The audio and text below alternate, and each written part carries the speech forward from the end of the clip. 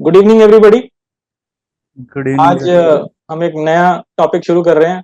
नया टॉपिक मतलब है तो ट्रेडिंग रिलेटेड ही, लेकिन बिल्कुल अलग हटके है, अलग तरीके का टॉपिक है। तो चार्ट्स की चर्चा नहीं करेंगे, कैंडल स्टिक्स चार्ट्स और ऐसी चीजों की चर्चा नहीं करेंगे। हम आज अलग चीज सीखेंगे जो बहुत ही जरूरी है एक अच्छा ट्रेडर बनने के लिए।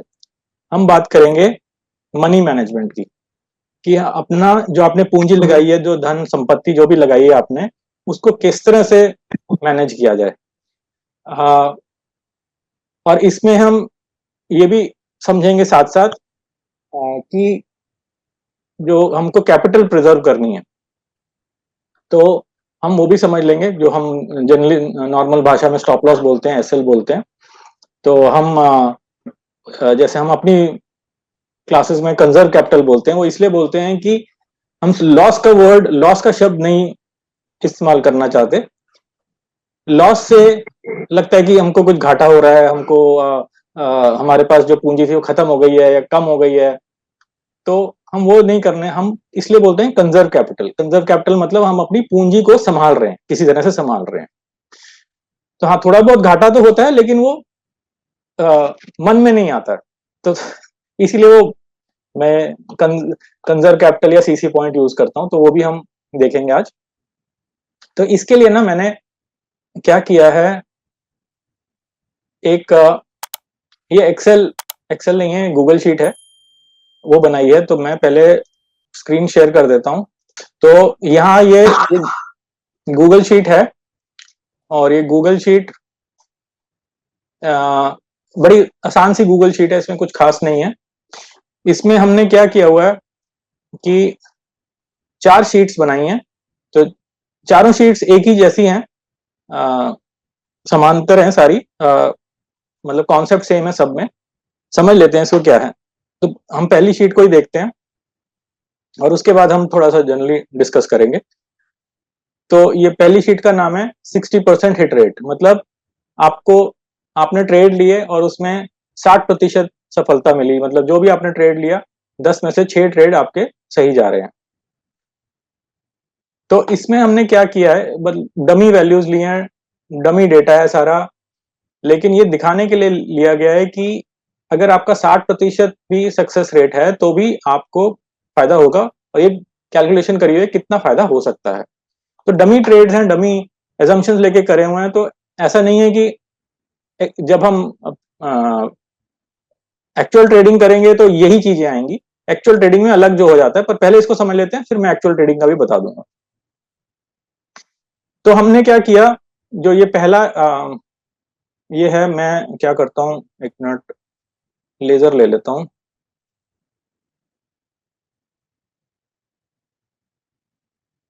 हाँ, तो ये आप देख रहे हैं कि यहाँ पे हमने लिखा है टोटल ट्रेडिंग अमाउंट। तो इनिशियल जो हमने कैपिटल ली, इनिशियल जो पूंजी ली हमने, वो 2 लाख रुपए की ली, और उस 2 लाख रुपए को हमने अब ट्रेडिंग के लिए यूज करना है।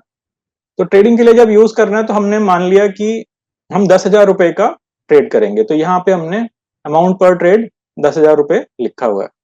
तो 10,000 रुपए का ट्रेड करेंगे, और टोटल 2 लाख है, तो हम मैक्सिमम हम 20 ट्रेड ले सकते हैं एक समय पे, जो काफी होते हैं। जब आप ट्रेडिंग करने लगेंगे, तो आप देखेंगे कि आप 12, 15, 16 इतना ही ट्रेड ले ले पाएंगे। मतलब ज्यादा ले लें, ज्यादा इसलिए हो जाते हैं क्योंकि हम एग्जिट नहीं करते हैं। हम उसमें या तो प्रॉफिट बुक नहीं करते हैं, या अगर वो हमारे नीचे आ गया है तो उसमें हम स्टॉप लॉस नहीं लगाते हैं, कुछ तो हम एग्जिट नहीं कर पाते हैं। तो इसलिए हमारे पास ट्रेड ज्यादा हो जाते हैं। लेकिन 15, 16, 17, 18 ट्रेड्स काफी होते हैं। हो सकता है कि किसी समय ज्यादा भी हो जाए, हो सकता है 20 के 21 भी हो जाए। पर अगर हम चेष्टा करें कि हम 20 ट्रेड में ही सीमित रहेंगे, तो हम 20 ट्रेड में ही सीमित रह सकते हैं और अच्छा ट्रेडिंग कर सकते हैं। और दूसरी चीज क्या है कि अगर हम कम रखेंगे, हम समझ लिए 15-16 ट्रेड कर रहे हैं, तो हमको 15-16 का नाम याद होंगे कि हमने ये 15-16 हमारी ओपन पोजीशंस हैं। हमको ये याद होगा कि हमने इस भाव पे लिया था, इस भाव पे हमारे टारगेट है, इस भाव पे हमको एग्जिट करना है। तो हमको ये सारी चीजें याद रहेंगी, हमारे दिमाग में रहेंगी। तो कहीं अगर हम टीवी देख रहे हैं या इंटरनेट पे कुछ समाचार पढ़ रहे हैं, तो हमको वो ध्यान में रहेगा कि अच्छा ये वाली कंपनी हम देख रहे थे, ये हमारी कंपनी की पोजीशन ओपन है। तो उससे क्या होगा कि अगर कोई महत्वपूर्ण समाचार आ जाता है या कोई खराब समाचार आ जाता है, तो हमको पता है कि अब ये गड़बड़ हो गई है, तो हमको इस पोजीशन से निकलना है।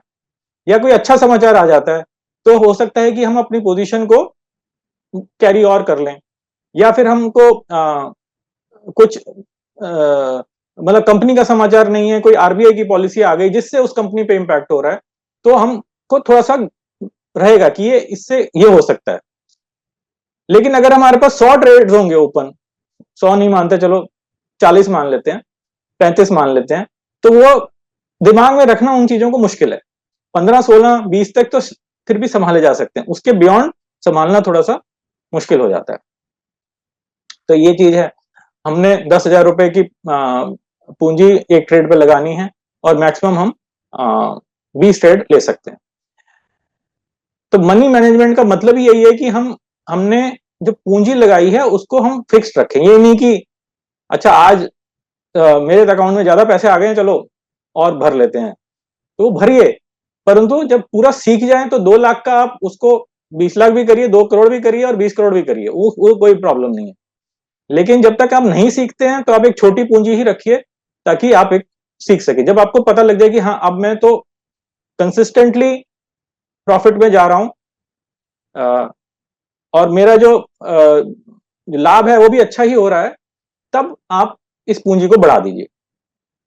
फिर आप मतलब पूंजी को बढ़ाएंगे, इसका ये मतलब नहीं है कि आप अपने नंबर ऑफ ट्रेड्स बढ़ा देंगे, नंबर ऑफ ट्रेड्स नहीं बढ़ाएंगे। आप क्या करेंगे, अमाउंट पर ट्रेड बढ़ा देंगे। तो 10,000 का हो सकता है 15,000 कर दें, फिर 20,000 कर दें, 50,000 कर दें, तो अमाउंट पर ट्रेड आप बढ़ा देंगे। लेकिन नंबर ऑफ ट्रेड्स आप वही 15, 16, 18, 20 मतलब मैक्सिमम 20 रखेंगे। अच्छा, फिर इसके बाद आ जाता है ये, एक हमने रिवॉर्ड की बात करी है और एक रिस्क की बात करी है। तो जब भी आप कोई ट्रेड लेंगे तो सबसे पहले तो आपने अपना प्रोसेस देखना है। तो हमारा P4 प्रोसेस है, P for Praveen, P for process. तो प्रक्रिया है हमारी, उसमें हमने प्राइस, पावर, पैटर्न और पोजीशन, ये 4 चीजों को देखना है। तो अगर हमारी 4 में से 3 आ जाती हैं, कभी कभी एक एक्सट्रीम केस है कि 2 भी आ जाती हैं, तो आप बोलेंगे चलो मैं ट्रेड ले रहा हूं। तो तब जब आप ये मान लेते हैं कि हाँ ये ले रहा हूं मैं, उस समय आप उसका रिवॉर्ड देखेंगे और रिस्क देखेंगे। रिवॉर्ड और रिस्क का क्या मतलब है कि आपका फायदा कितना हो सकता है और आपका नुकसान कितना हो सकता है। नुकसान तब होगा अगर आपका सीसी पॉइंट हिट कर जाएगा, और फायदा कब होगा जब आपका टारगेट आ जाएगा। तो तो मैक्सिमम रिवॉर्ड यहां पे मैंने 10% लिख दिया और मैक्सिमम रिस्क मैंने यहां 3% लिख दिया। तो होता क्या है कि कोई एक चार्ट खोल के देख लेते हैं और उसी में हम समझने की कोशिश करते हैं। तो यहाँ पे कल के चार्ट खुला हुआ है। चलिए, जैसे कोई ढूंढ लेते हैं कि जहां पे कोई पैटर्न बन रहा हो, उससे हमको टारगेट मिल पाए। मैं अभी नए जहां ऐसे करते हैं, इसको आज की डेट पे ही कर लेते हैं। अच्छा, जब आप कर रहे हो ना, तो ये भी आप एक चीज सीख सकते हैं। तो आपने यहाँ पे समझ लीजिए यहाँ लिस्ट बना ली, पूरी अपनी वॉच लिस्ट डाल ली। तो आप उसको क्या करिए, जैसे ही दिन खत्म होता है, दिन खत्म मतलब बाजार बंद हो जाते हैं, तो आप इसको सॉर्ट कर लीजिए यहाँ पे चेंज परसेंटेज पे।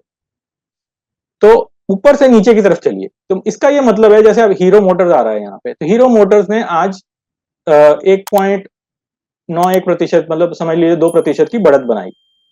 तो ये आपका एक कैंडिडेट है कि आप यहाँ इसको स्टडी करें, इसको एनालिसिस करें इसका, और देखें कि क्या इसमें अब ट्रेड बन सकता है। अगर किसी ने कोई स्टॉक है, जैसे यहाँ पे ये है अपोलो हॉस्पिटल है, ये इसने ये घटा ही है, मतलब कल से नीचे ही गया है। तो इसमें कोई ऐसी चाल नहीं है कि इस पे आप ट्रेड ले सकेंगे। मतलब देखते ही पता लग रहा है कि मतलब इसको चार्ट देखने की जरूरत नहीं है, आपको बस आंकड़े देख के ही पता लग रहा है कि इसमें तो कोई ट्रेड लेने लायक है ही नहीं है, क्योंकि यहाँ पे मानव कैंडल तो बनी नहीं रही होगी। तो आप क्या करिए कि शॉर्ट कर लीजिए उसको, जितने भी आप स्टॉक्स देख रहे हैं, 50 देख रहे हैं, 100 देख रहे हैं, उनको शॉर्ट कर लीजिए। तो अब आप उनको देखिए जहां आपको लग रहा है कि मानव कैंडल बनी होगी, सिर्फ उन्हीं को देखिए। आपको सारे 100 के 100 देखने की जरूरत नहीं है। 100 में से हो सकता है आपको 20, 30, 40 ही देखने हो। तो चलिए इसको देख लेते हैं। तो हीरो मोटर को देखा तो हमको यहां तो कोई पैटर्न नहीं दिख रहा है। इसको देखा इंडस इंड बैंक को, तो मान लेते हैं, चलो इसको ना थोड़ा सा मान के चल लेते हैं कि ये अच्छा चार्ट बन रहा है। कैसे बन रहा है मैं बताता हूं आपको, थोड़ा सा हमको मॉडिफाई करना पड़ेगा। रुकिए जरा, ठहरिए, मैं आपको एक छोटा सा संदेश देना चाहता था। मैं स्विंग ट्रेडिंग पर एडवांस क्लासेस भी लेता हूं। अगर आप मेरी एडवांस क्लास लेना चाहते हैं तो मुझसे व्हाट्सएप या ईमेल पर संपर्क कर सकते हैं। तो चलिए वापस फ्री ट्रेनिंग पर चलते हैं। यहाँ पे अगर हम पीछे मतलब मासिक चार्ट नहीं देखते अभी, और साप्ताहिक चार्ट भी नहीं देखते, हम सिर्फ यही देख के मान लेते हैं कि पीछे सब कुछ बढ़िया है। और यहाँ पे हम एक हॉरिजॉन्टल रेखा बना देते हैं। तो यहाँ हमको ये सपोर्ट लग रहा है। सपोर्ट कैसे लग रहा है कि पहला एक यहाँ पे आया, फिर दूसरी बारी भाव यहाँ पे आया, फिर तीसरी बारी ऑलमोस्ट वहां तक आया, फिर चौथी बारी आया। तो कई बारी आ चुका है ये इस भाव पे। अब ये यहाँ पे समझ लो पांचवी या छठी बारी आया है यहाँ पे। ये वाला जो है ये छठी बारी है। एक ये छोटा सा यहाँ पे भी आया हुआ पीछे बीच में। तो ये मान लेते हैं कि अब ये कई बारी यहाँ पे आ चुका है। तो ये एक अच्छा सपोर्ट लेवल है। यहां से इंडसइंड नीचे ब्रेक नहीं कर रहा है। अगर ब्रेक नहीं कर रहा है तो सपोर्ट पे हम ले सकते हैं। तो ये हमारी एक स्ट्रैटेजी थी कि सपोर्ट पे हम ले सकते हैं। तो अभी क्या करते हैं, ये सारे चित्र हटा देते हैं, ये वाले। अच्छा, सिर्फ इसी को देखते हैं। सिर्फ ये हम ये मान लेते हैं कि ये वाली जो कैंडल है ना, ये काफी खराब कैंडल है वैसे तो।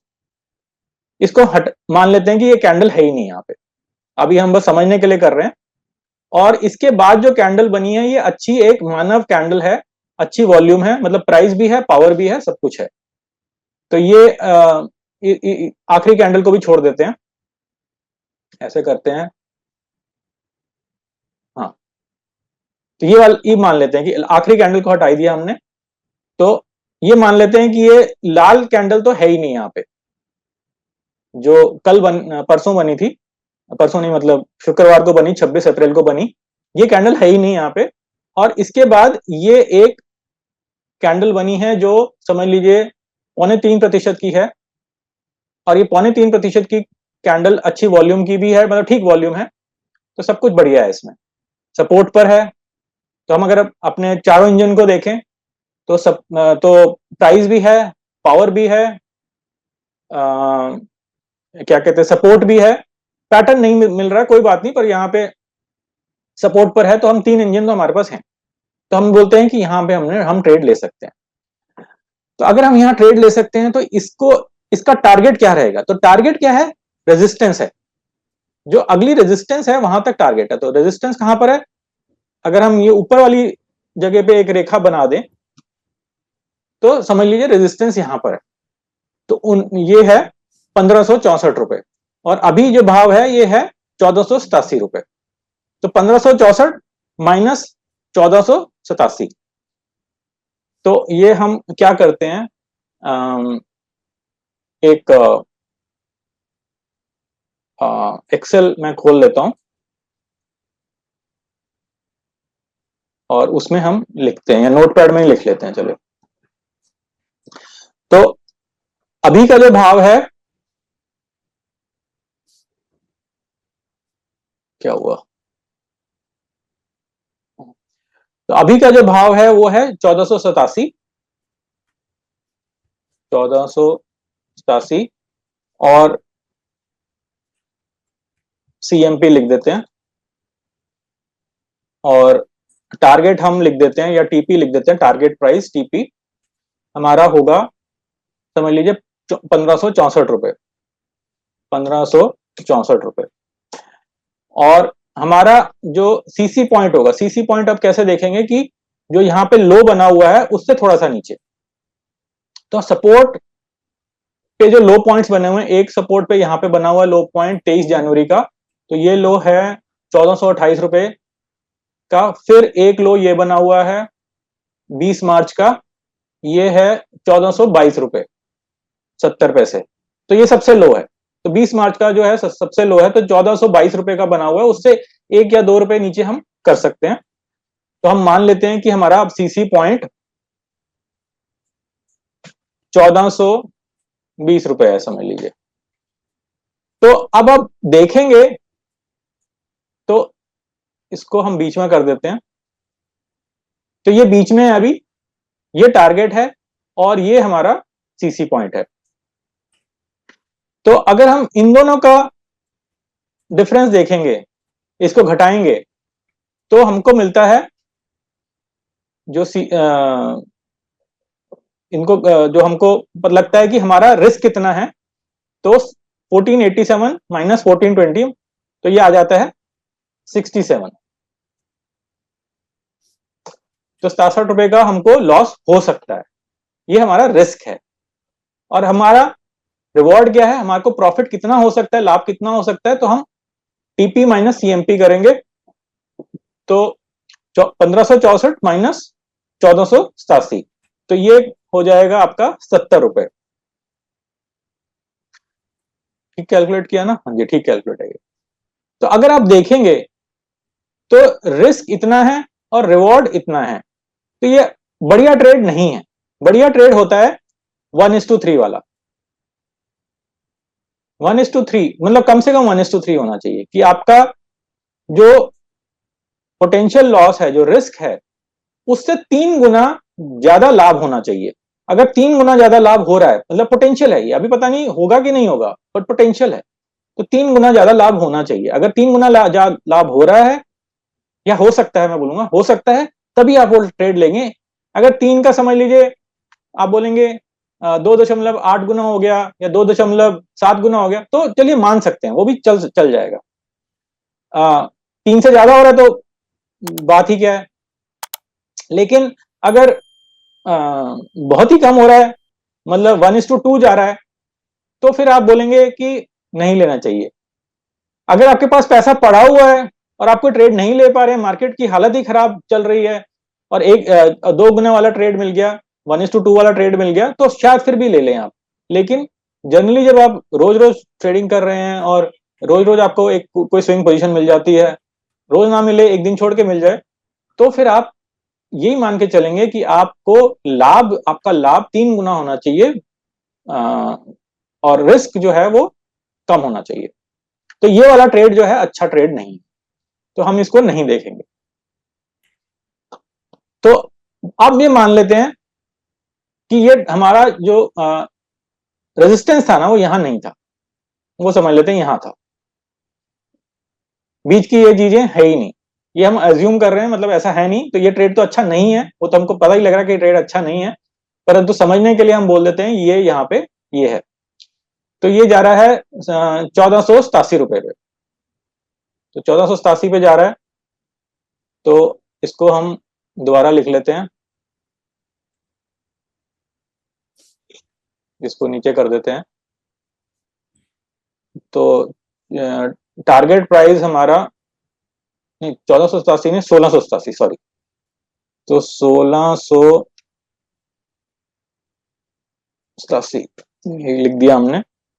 तो अब हमारा सीसी पॉइंट तो सेम ही रहेगा, सीएमपी भी सेम ही रहेगा। तो अब अगर हम इसको घटाएंगे तो पता लग जाएगा कि हमारा रिवॉर्ड कितना है और रिस्क कितना है। तो हमारा रिवॉर्ड अब आ रहा है 1687 माइनस 1487, 200 रुपए का। और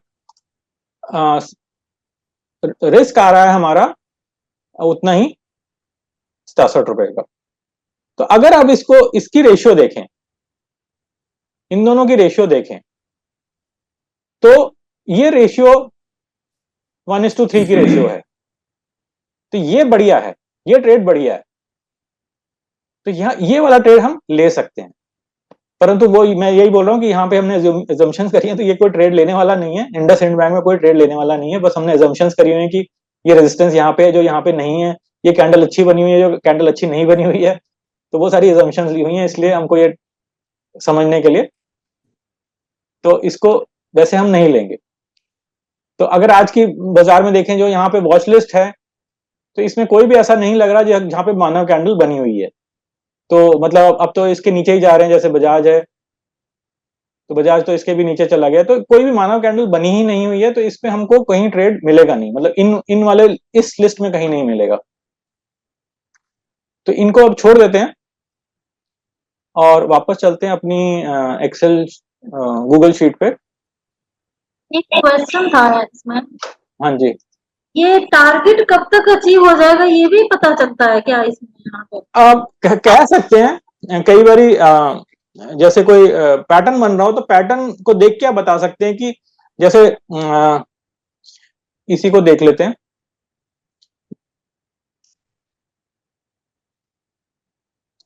हमारा इंडसइंड बैंक को ही देख लेते हैं। मान लेते हैं ये यहाँ पे ड्यूअल डिप बन रहा था, ये पहला डिप था, ये दूसरा डिप यहाँ पे था, तो हम ये बोल सकते हैं कि यहां से यहां तक कितने दिन लगे, मतलब नीचे से नेक तक कितने दिन लगे और नेक से नीचे तक कितने दिन लगे, तो अप्रोक्सीमेटली हम वो देख सकते हैं कि कितना वो चलेगा। तो एक बार देख भी लेते हैं चाहे, तो अगर हम इसको करें, ये बहुत हाँ, तो ये अगर हम करें यहाँ नेक तक, यहाँ ले लेते हैं, तो 11 बार्स मतलब 11 दिन लगे, इसको हटा देते हैं और फिर ऐसे ही नीचे की तरफ ले लेते हैं कि यहां से नीचे की तरफ कितने दिन लगे, ये लगे 13 दिन, 13 बार्स बोल रहा है, तो 11-13 मतलब अप्रोक्सीमेटली हम बोल सकते हैं कि 13 दिन लगेंगे, हो सकता है थोड़ा सा 1-2 दिन ज्यादा लग जाए, तो 15 दिन लगेंगे। तो 15 दिन में हमको ये टारगेट मिल जाना, मतलब ये वाला टारगेट नेक लाइन नहीं, ये वाला टारगेट मिल सकता है अगर ड्यूअल डिप होता तो। पर ये ड्यूअल डिप नहीं है, मतलब ये तो ट्रेड ही नहीं है, तो इस तरह से आप कर सकते हो, पर वो जो अप्रोक्सीमेशन आती हैं वो इतनी अच्छी नहीं आती हैं। तो अगर हम पोजीशन ले लेते हैं इसको देख के, तो हमें 15 दिन तक वेट करना होगा, चाहे बीच में कैसी भी कैंडल बने? नहीं, वो नहीं, वैसे नहीं करना है आपको, तो वो हम बाद में समझेंगे। 15 दिन एक मतलब अप्रोक्सीमेशन है, हो सकता है मतलब यहाँ तो 13 दिन मैं बोल रहा हूँ, 13 का 15 भी हो सकता है, 13 का 18 भी हो सकता है, या 13 का 10 भी हो सकता है, वो एक अप्रोक्सीमेशन है। पर हम 13 या 15 दिन तक वेट नहीं करेंगे, हम रोज भाव को देखेंगे और रोज कैंडल को देखेंगे कि कैंडल कैसी बनी है, क्या ड्यूअल डिप जो हमने देखा था वो चल रहा है कि नहीं चल रहा है। अगर नहीं चल रहा है तो हो सकता है हम बीच में ही कहीं पे एग्जिट कर जाए, तो वो अभी किसी जब हम चार्ट देख रहे होंगे वो आगे समझेंगे। अभी के लिए हम बस ये मान के चलते हैं, चाहे इस प्रश्न को आप लिख भी लीजिए, अभी के लिए मान के चलेंगे कि हम रोज चार्ट को देखेंगे और रोज कैंडल्स को स्टडी करेंगे, जो पोजीशंस हमारी ओपन है उनको रोज उनका विश्लेषण करेंगे। ठीक है, तो इस प्रश्न को चाहे लिख भी लीजिए, बाद में कल या परसों भी देख सकते हैं इसको, देखते हैं कब आएगा। एक्चुअली कल क्या करेंगे, जो पुराने प्रश्न है ना सभी को ले लेंगे, अगर जो भी बचे हुए, मेरे ख्याल से ज्यादा प्रश्न बचे नहीं हुए हैं, बट जितने भी प्रश्न बचे हुए हैं उनको ले लेंगे कल।